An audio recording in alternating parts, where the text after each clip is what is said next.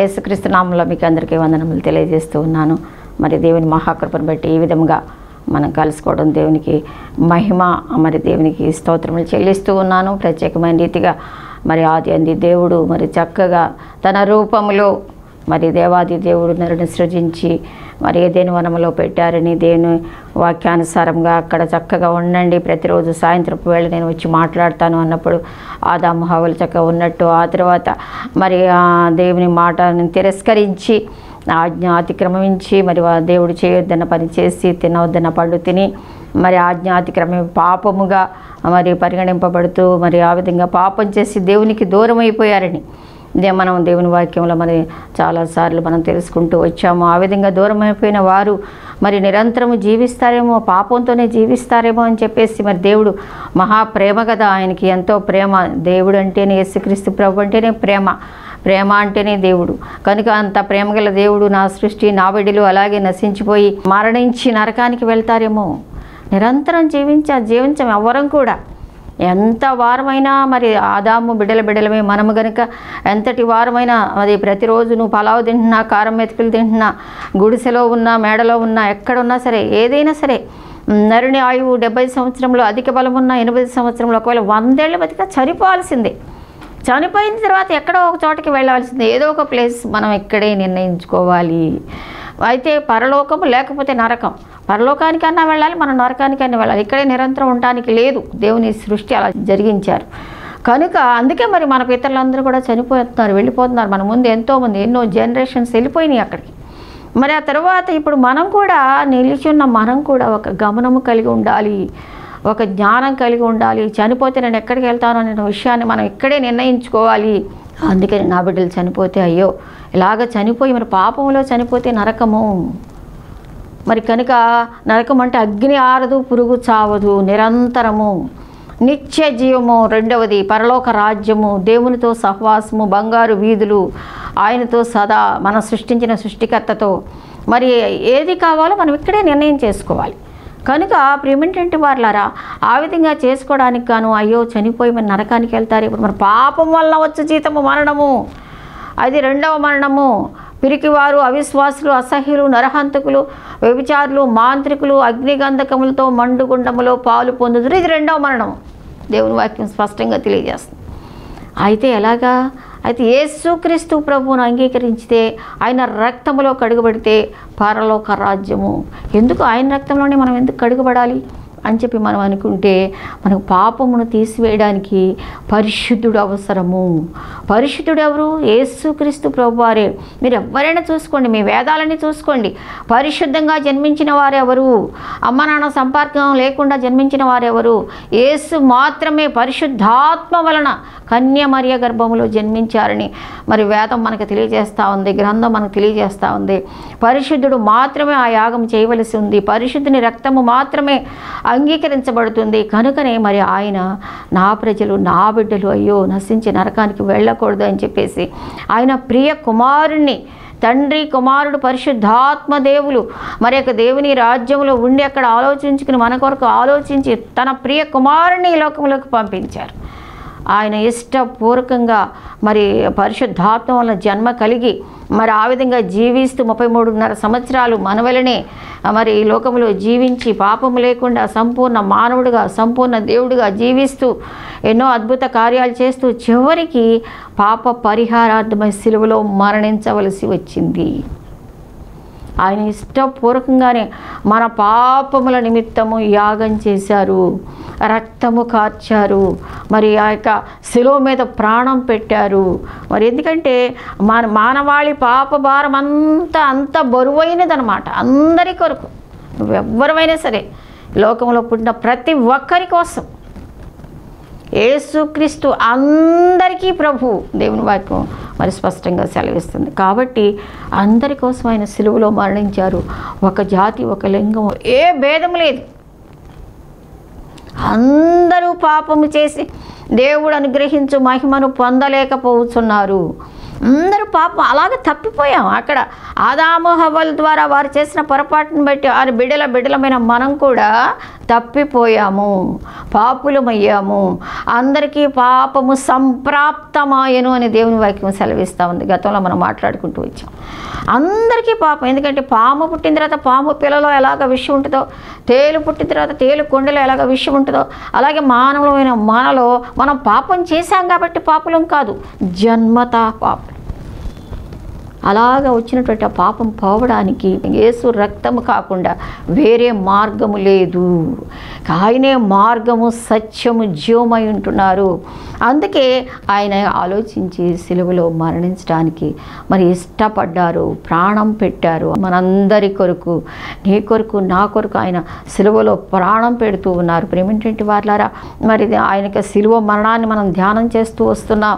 మరి ఆ సిలువలో మరి ఆయన వేలాడుతూ ఆ యొక్క తలకి మరి ఎంతో భయంకరంగా మరి యూదులు హింసించి తీసుకుని వెళ్ళి గొల్గొతా మీద ఆ సిలువ వేలో మరి వేసినప్పుడు అటు ఒక దొంగ ఇటు ఒక దొంగ మధ్యలో ఈయన ఏ దొంగతనం చేయకపోయినా, ఏ నేరం చేయకపోయినా, ఏ పాపం చేయకపోయినా మన నేరాల కోసం, మన పాపాల కోసం అక్కడ ఆయన బలి అవుతూ అక్కడ సిలువలో వేలాడుతూ ఉన్నారు.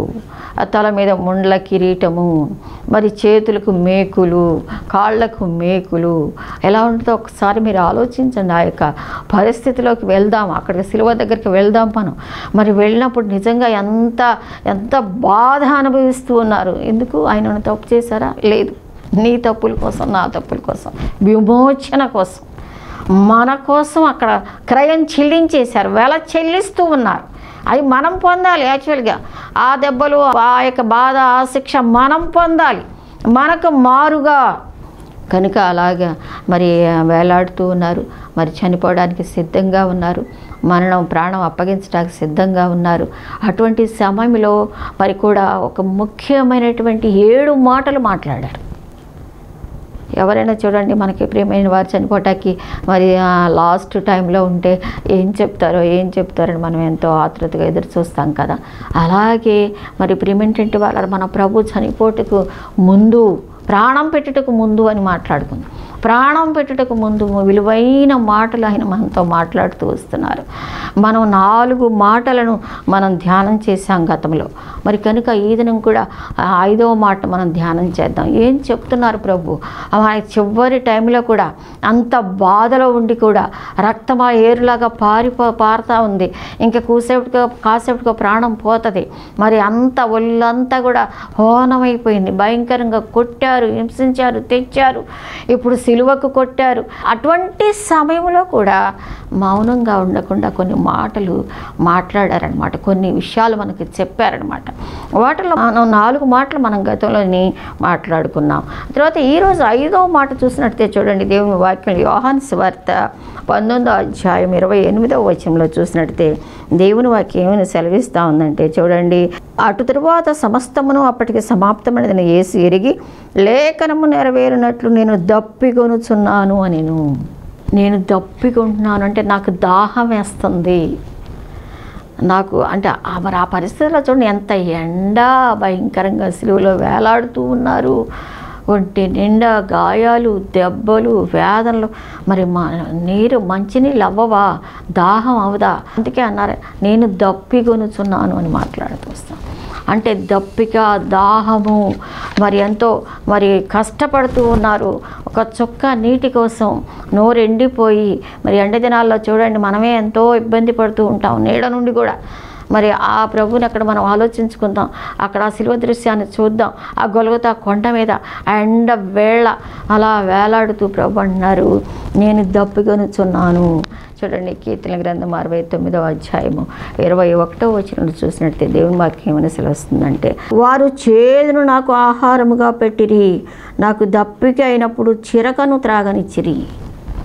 అంత మంచినీళ్ళు దాహం వేస్తుంటే నాకు దాహం అంటే వాళ్ళంటే కిందన ఉన్నటువంటి వాళ్ళు చేదును ఆహారంగా ఇచ్చారు. అంటే స్పాంజిని ఆ చిరకలో అంటే చేదులో ముంచి లేపి ఇస్తున్నారు. అది ఎంత ఘోరమైన పరిస్థితి చూసారా?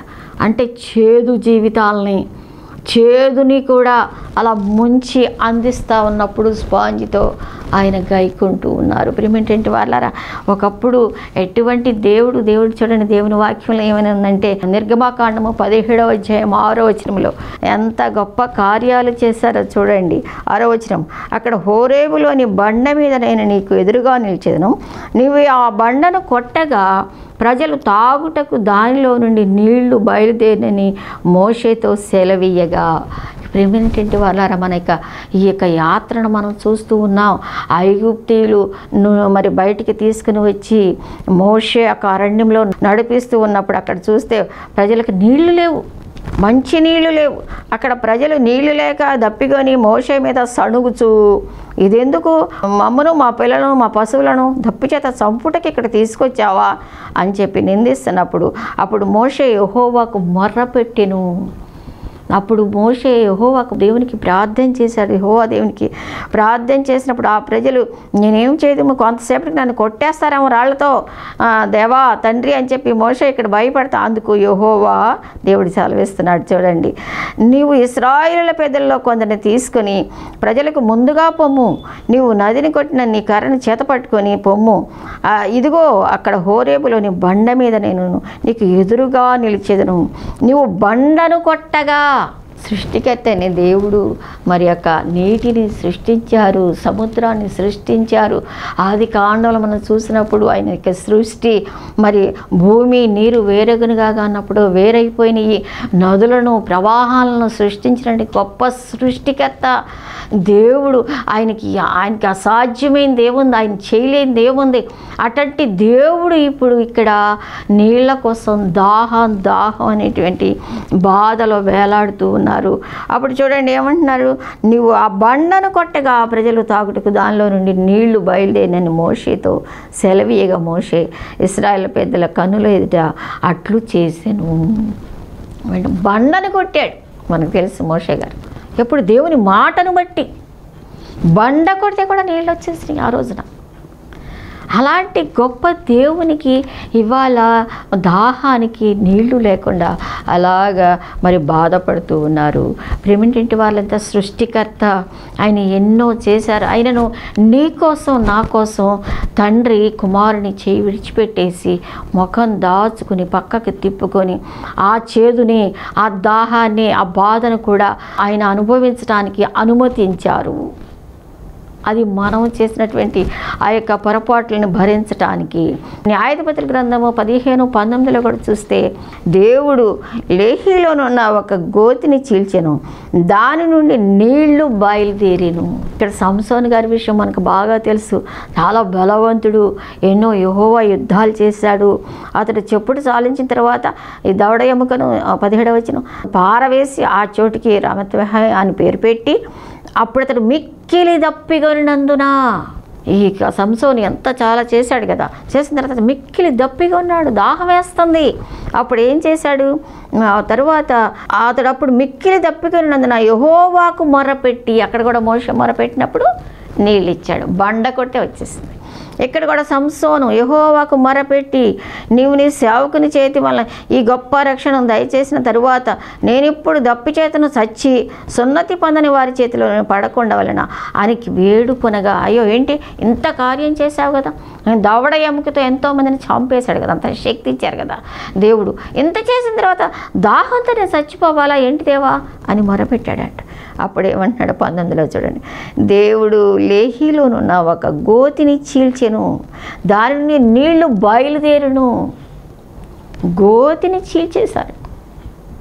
అంత గొప్ప గొప్ప కార్యాలు చేశారు. బండలో నుంచి, గోతిలో నుంచి ఎన్నో చోట్ల మనం బైబిల్ గ్రంథంలో చూస్తుంటే అలాగా మరి నీటిని ఉద్భవింపచేసిన గొప్ప దేవుడుగా ఉన్నారు. కానీ ఈ సమయంలో దాహం అని బాధపడుతూ ఉన్నారు, నీళ్ల కోసం బాధపడుతూ ఉన్నారు. ఎందుకంటే ఇక్కడ అసలు దేవాది దేవుని యొక్క దాహం ఏంటంటే చూడండి, యెషయా గ్రంథము 41:17లో చూస్తే, దీనదరిద్రులు నీళ్లు వెతుకుచున్నారు, నీళ్లు దొరకక వారి నాలుక దప్పి చేత ఎండిపోవచ్చున్నది.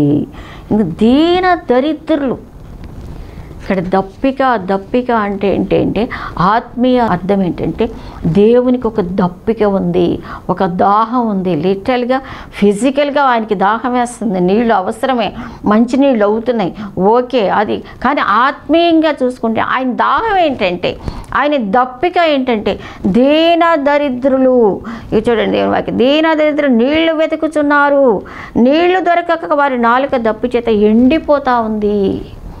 దీన దరిద్రులు అంటే దేవునికి దూరంగా ఉన్నటువంటి దరిద్ర జీవితాలు కలిగి ఉన్నవారు, సృష్టికర్తను మరిచిన వారు, సంగతి తెలియని వారు, దేవుడు చేస్తున్న ఈ కార్యము గురించిన వివరము తెలియని వారు, మరి ఏమి గురి గమ్యం లేకుండా జీవిస్తున్నవారు దీన దరిద్రులు.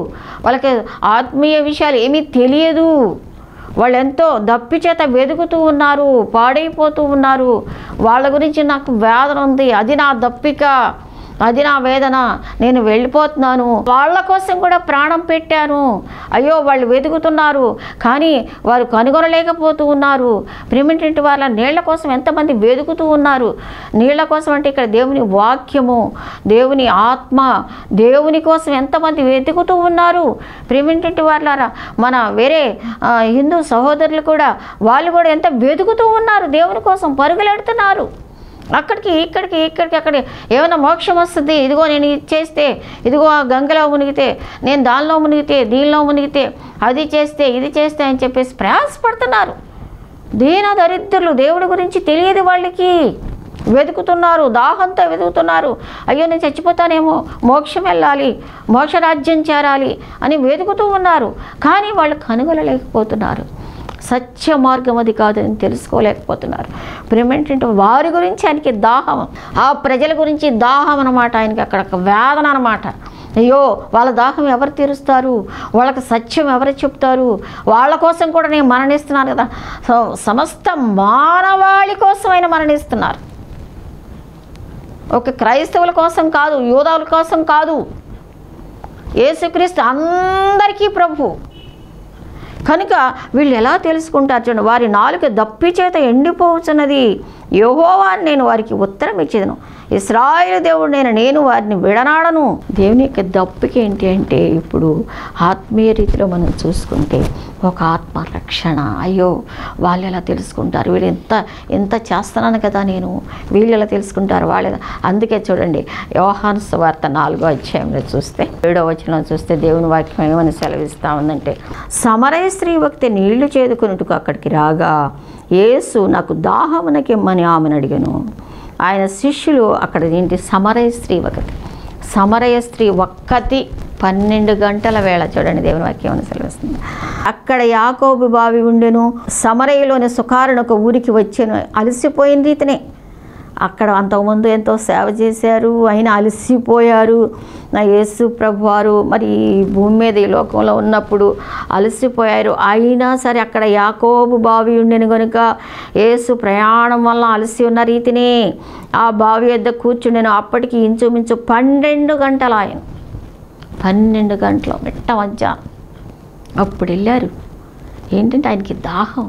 అదిగో సమర స్త్రీ వస్తుంది, ఆమెను ఏమైనా సరే మార్చాలి, సత్యం ఆమెకు తెలియజేయాలి, అదిగో దాహం ఆమెకి ఇవ్వాలి, ఆమె దాహం తీర్చాలి, అప్పుడే నా దాహం తీరుద్ది.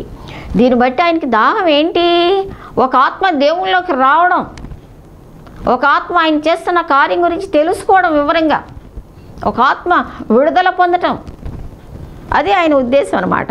సమరయ స్త్రీ ఒకటి వచ్చి యేసు అక్కడ ఏమంటున్నాడు, సమరయ స్త్రీ ఒకటి నీళ్ళు చేదుకొనుటకు అక్కడికి రాగా యేసు నాకు దాహం నాకిమ్మని ఆమెను అడిగాను. ఆయన శిష్యులు ఆహారం కొనటానికి వెళ్ళారంటే అది వేరే విషయం. అప్పుడు ఆ స్త్రీ అంటుంది, యూదులు సమరయులతో సాంగత్యము చేయరు. అందుకు యేసు, ఆ సమరయ స్త్రీ యూదుడమైన నీవు సమరయ స్త్రీనైనా నన్ను దాహం నాకిమ్మని ఎలాగ అడుగుతున్నావు అని ఆయనతో చెప్పాను. అయ్యో మీరు యూదులు కదా, సమరయుల స్త్రీని అసలు అంటే సమరయులు యూదు అంత తేడా అన్నమాట. అయితే నువ్వు ఎవరివైనా సరే, నువ్వు ఏ క్యాస్ట్, ఏ కులం, ఏ మతం, ఏ జాతి, ఎవరివైనా సరే, నువ్వంటే విలువైన, నువ్వు ఒక యూనిక్, ఎందుకంటే నువ్వు విలువైన వాడవు, విలువైన దానవు, నువ్వు ఎవరివైనా సరే దేవుని దృష్టిలో ఒక ప్రత్యేకంగా ఆయన నీ కోసం సృష్టి చేశారు, నిన్ను చక్కగా చేశారు. ఈ లోకంలో సృష్టించారు. చూడండి, ఎప్పుడు కూడా చాలామంది మన శాస్త్రాలు చూస్తే ఒకరికి ఉన్నట్టుగా పోలిక ఒకరికి ఉండదు. అన్నీ అసలు ఎంత జ్ఞానవంతుడండి దేవుడు, ఎంత గొప్పవాడండి. అసలు ఏ విషయాలను మనకి ఒకరికి ఉన్న ఇది ఒకరికి ఉండదంట, అన్నీ వేరే. ప్రతి వారు అంత గొప్పగా చేశారు. అందరూ తిరిగి ఆయన దగ్గర చేరాలని ఆయన కోరిక, అది తప్పిపోకూడదని. అందుకని సమరయం లేదు, ఏమీ లేదు. మనం అనుకుంటా వాళ్ళు వీళ్ళు అది లేదు దేవునికి. సమరయుడైన నువ్వు ఏంటి, యూదుడైన నీవు సమరయులతో ఎందుకు నన్ను అడుగుతున్నావేంటి నీళ్ళు అని చెప్పేసి ఈవిడ అంటున్నప్పుడు, యూదులు సమరయులతో సాంగత్యం చేయరని. అందుకు యేసు, నువ్వు దేవుని వరమును నాకు దాహమునకి మనల్ని అడుగుతున్నవాడు ఎవడో అది ఎరిగి ఉంటే నీవు ఆయనను అడుగుదువు అని చెప్పేసేసి. అంటే ఇక దేవుని వరాన్ని, దేవుని వాక్యాలను చూస్తే దేవుని వరము ఇది, దాహము చెప్తున్నాం. ఇందాక నుంచి మనం మాట్లాడుకుంటున్నది అదే, దేవుని వరాన్ని పొందుకోవాలి అందరూ అని చెప్పే కదా ఆయన వేదన అంతా కూడా. చూడండి, దేవుని వాక్యంలో యోహాను సువార్త 3:16 కూడా ఉంది కదా, దేవుడు లోకముని ఎంతో ప్రేమించాను కాగా ఆయన తన అద్వితీయ కుమారునిగా పుట్టినవాని యందు విశ్వాసముంచు ప్రతి వాడును నశింపక నిత్య జీవం పొందినట్లు ఆయనను అనుగ్రహించెను.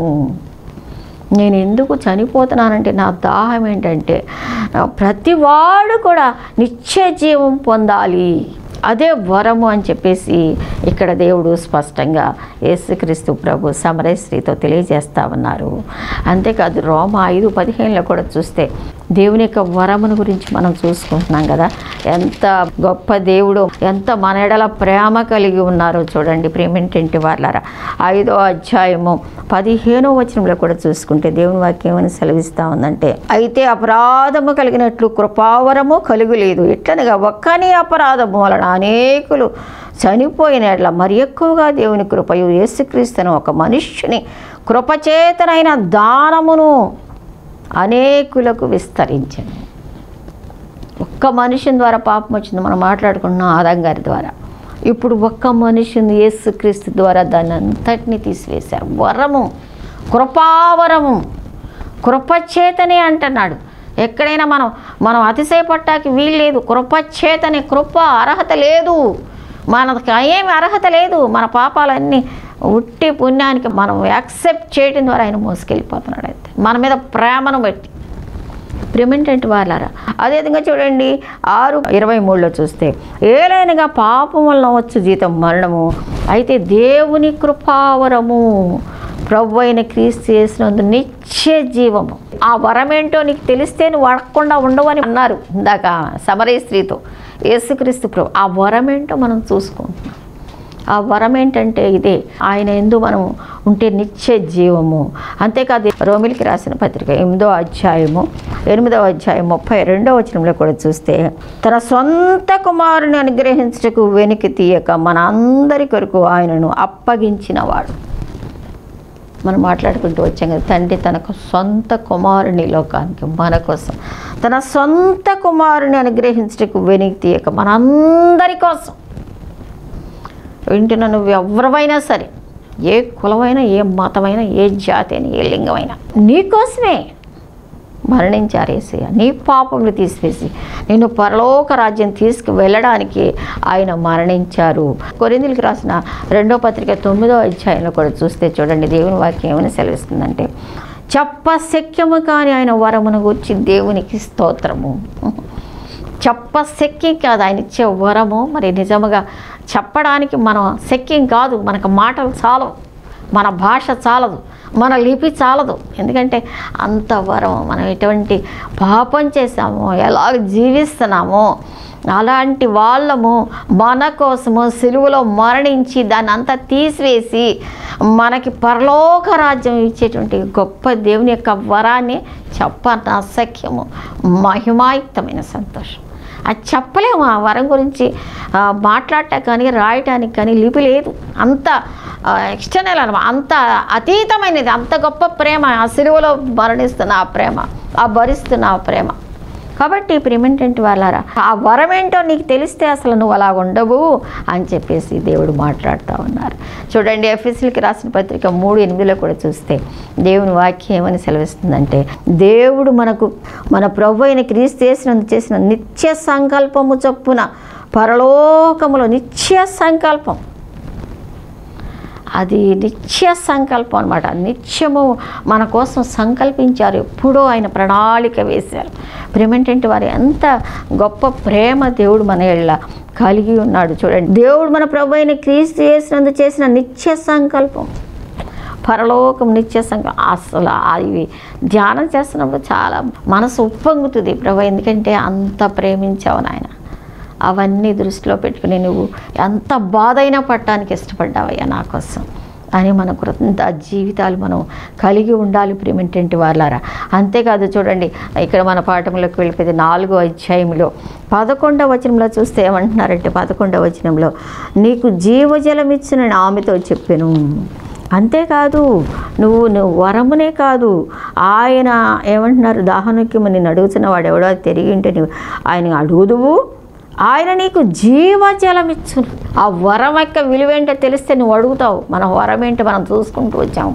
అంత సిద్ధపరిచారు, అంత గొప్ప దేవుడు. అది తెలిస్తే నువ్వు అడుగుతావు అసలు. అప్పుడు ఆయన నీకు జీవజలం ఇస్తాడు. జీవజలము అంటే జీవింపచేసే జలము. మనం ఆయన దాహం గురించి మాట్లాడుకుంటూ వస్తున్నాము, జలము గురించి మాట్లాడుకుంటూ వస్తున్నాము. ఆయన అసలు ఏ దాహం కలిగి ఉన్నారో మనం మాట్లాడుతూ వస్తున్నాము.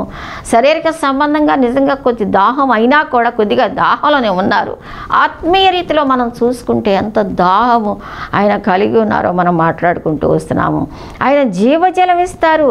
చూడండి, యెహెజ్కేలు గ్రంథము 47వ అధ్యాయంలో చూస్తే దేవుని వాక్యం ఏమని సెలవిస్తూ ఉందంటే, 6 నుంచి 9 వరకు చూస్తే చూడండి దేవుని వాక్యం. అప్పుడు ఆయన నాతో ఇట్లను, నరపుత్రుడా నువ్వు చూస్తేవి కదా అని చెప్పి నన్ను మరలా నది అద్దరికి తోడుకొని వచ్చాను. నేను తిరిగి రాగా నది తీరమున ఇరుప్రక్కల చెట్లు విస్తారముగా కనబడాను. అప్పుడు ఆయన నాతో ఇట్లను, ఈ నీళ్లు ఉబికి తూర్పుగానున్న ప్రదేశమునకు పారి అరాబాలోనికి దిగి సముద్రంలో పడును. అప్పుడు సముద్రపు నీళ్లు మంచి నీళ్లు అగును. ఇక్కడ యెహెజ్కేలు గారిని తీసుకెళ్ళి ప్రవచన రూపంగా మరి దేవుడు అక్కడ యెహోవా దేవుడు అన్నీ చూపిస్తూ ఉన్నారు. అయ్యో ఇక్కడికి వెళ్ళు, ఇట్లా లోపలికి వెళ్ళు, ఇట్లా లోపలికి. అతడు మందిరపు గుమ్మమునకు నన్ను తోడుకొని వచ్చి మందిరము తూర్పు ముఖంగా ఉండేను. నేను చూడగా మందిరపు గడప కింద నుండి నీళ్లు ఉబికి అలాగ వెళ్తూ, అంటే అలాగ జలములు వెళ్తూ ఉండగా ఆయన ఇంకను 1000 మూరల కొలువుగా నీళ్లు మిక్కిలి లోతాయి. అప్పుడు ఆయన నాతో ఇట్లా, నరపుత్రుడా నువ్వు చూచితేవి కదా అని చెప్పి నన్ను మరలా నది అద్దరికి తోడుకొని వచ్చాను. నేను తిరిగి రాగా నదీ తీరమున ఇరుప్రక్కల చెట్లు విస్తారముగా కనబడు. అప్పుడు ఆయన నాతో ఇట్లా, నేను ఈ నీళ్లు ఉబికి అంటే ఏంటి, ఈ జీవజలము నువ్వు కలిగి ఉన్నావంటే, అంటే జీవింపజేసే జలము, ఈ జీవింపజేసే దేవుని వాక్యము. దేవుని వాక్యం అని మాట్లాడుకుంటూ వస్తున్నాం. జలము అంటే దేవుని వాక్యానికి సాదృశ్యంగా ఉంది. మిమ్మల్ని కడుక్కొనిడి శుద్ధి చేసుకునిడి అంటాడు ఒక్కో చోట. కడుక్కోవడం అంటే దేంతో కడుక్కుంటాం? నీళ్ళతో కడుక్కుంటాం, జలంతో కడుక్కుంటాం. అలాగే దేవుని వాక్యంతో కడుక్కుంటాం.